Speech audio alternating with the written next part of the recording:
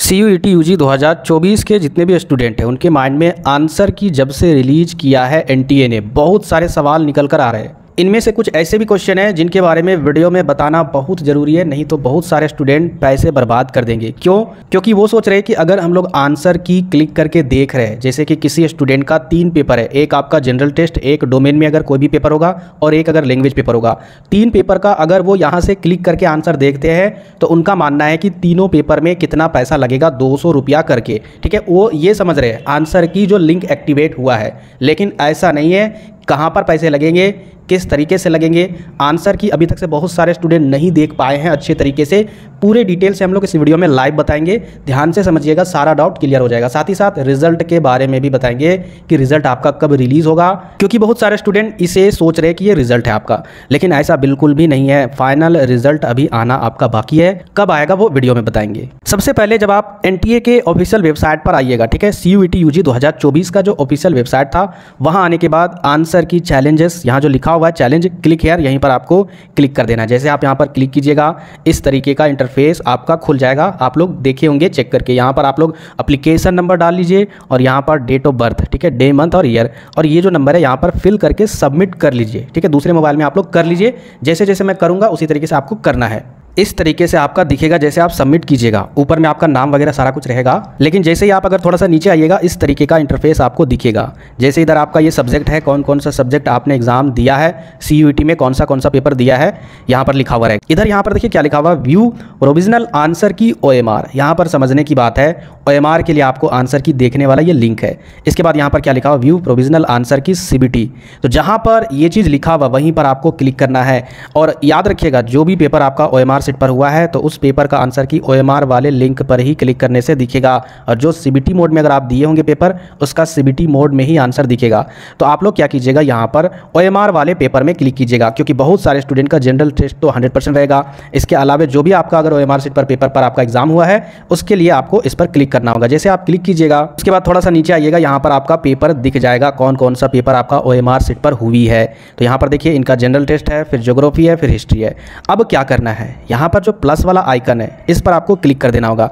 जैसे आप प्लस वाले आइकन पर क्लिक कीजिएगा, यहाँ पर क्या लिखा हुआ ध्यान से देखिएगा, सीरियल नंबर, यानी ये जो आपका पहला क्वेश्चन है, ठीक है, यहाँ पर पहले नंबर पर जो क्वेश्चन ID है वो 1 है। उसके बाद इसका जो आंसर है वो ऑप्शन नंबर 4 है।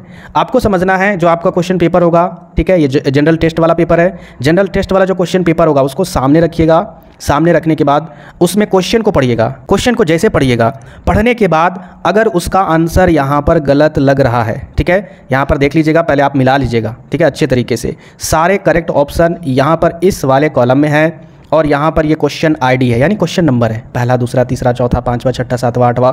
जनरल टेस्ट में टोटल 60 क्वेश्चन थे, ठीक है, और इधर आपका आंसर दिया है। तो इस तरीके से आप मैच कीजिएगा। इसके बाद अगर आगे बढ़े तो यहाँ पर क्या लिखा हुआ है, ज्योग्राफी, ठीक है, तो यहाँ पर देखिए ज्योग्राफी में आपका आंसर दिया हुआ है इसी तरीके से, ठीक है, ये आपका क्वेश्चन नंबर है और ये आपका करेक्ट ऑप्शन है। तो इस तरीके से आप सारे पेपर का देख सकते हो आंसर। अब यहाँ से आपको बता दें, जो लिंक है ना चैलेंज वाला, वो आपका हट चुका है। क्यों? क्योंकि चैलेंज करने का जो लास्ट टाइमिंग था वो आज तक ही था, तो वो खत्म हो चुका है, इसलिए वो लिंक नहीं शो हो रहा है, और ना ही अब आप चैलेंज कर पाओगे। यानी जो भी स्टूडेंट चैलेंज किए होंगे पहले, वो चैलेंज कर चुके होंगे, तो आपको कोई भी पैसा पेड करने की ज़रूरत नहीं थी, ना ही आप कर पाओगे। क्योंकि यहाँ पर आप आंसर मैच कीजिए। अगर किसी तरीके से कोई भी आंसर अगर आपको लग रहा है कि नहीं, यहाँ ऑप्शन 3 नहीं होगा इस क्वेश्चन का आंसर, इसमें आपका आंसर ऑप्शन 2 होगा, राइट, आप NCERT से, बुक से मिलाए, और भी किताब से मिलाए, और भी सोशल मीडिया या फिर इंटरनेट से मैच किए, तो ये आंसर अगर लग रहा है कि नहीं NTA ने गलत किया है, तो उस चैलेंज पर आपको क्लिक करके, टिक करके चैलेंज करने के लिए 200 रुपया पेड करना होता है। तो वो पैसा चैलेंज करने के लिए था, ना कि आपका आंसर की देखने के लिए। उम्मीद करते हैं कि आप लोग समझ गए होंगे। अब बात करते हैं कि आपका रिजल्ट कब आएगा। 7 तारीख को एक नोटिफिकेशन आया था, उस नोटिफिकेशन में साफ साफ मेंशन था लास्ट वाले पैराग्राफ में कि बहुत सारे स्टूडेंट का प्रॉब्लम हुआ था एग्जाम देने समय, यानी उनके साथ जो भी प्रॉब्लम हुआ था वो ईमेल किए थे NTA को। अगर वो प्रॉब्लम जेन्युइन होगा, NTA उन स्टूडेंट के रिगार्डिंग एग्जाम कंडक्ट करवाएगी 15 से 19 तारीख तक।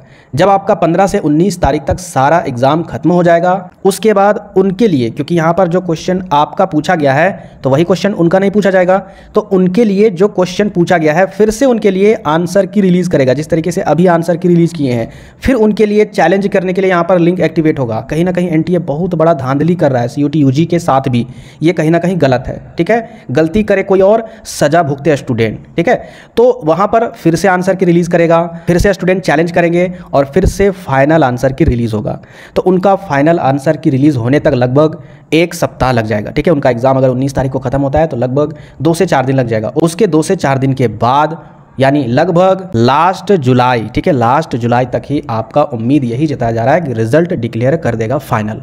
बाकी इधर कोई भी चांस नहीं कि आपका फाइनल रिजल्ट जारी करने का। तो अगर आपको समझ में आया होगा तो कम से कम वीडियो को लाइक कीजिएगा। आप वीडियो को लाइक नहीं करते हो, ठीक है, और नए व्यूअर चैनल को जरूर सब्सक्राइब कीजिएगा, क्योंकि रिजल्ट के बाद किस किस यूनिवर्सिटी में किस तरीके से एडमिशन प्रोसेस होगा, कितने मार्क्स के बेसिस पर कौन सी यूनिवर्सिटी एडमिशन लेगी, वो सारा अपडेट इस चैनल पर मिलेगा। और साथ ही साथ कमेंट बॉक्स में आपको ये भी टाइप करना है कि आपका आंसर की के आधार पर कितना करेक्ट आंसर आ रहा है, यानी कितना मार्क्स आ रहा है। जैसे कि 60 आपका जनरल टेस्ट में है तो 60 में कितना सही है। किसी का अगर 30 सही है तो कोई दिक्कत नहीं, किसी का अगर 20 भी सही है तो कोई दिक्कत नहीं है। कमेंट बॉक्स में जरूर आप इसे टाइप कीजिएगा। मिलते फिर नेक्स्ट वीडियो में।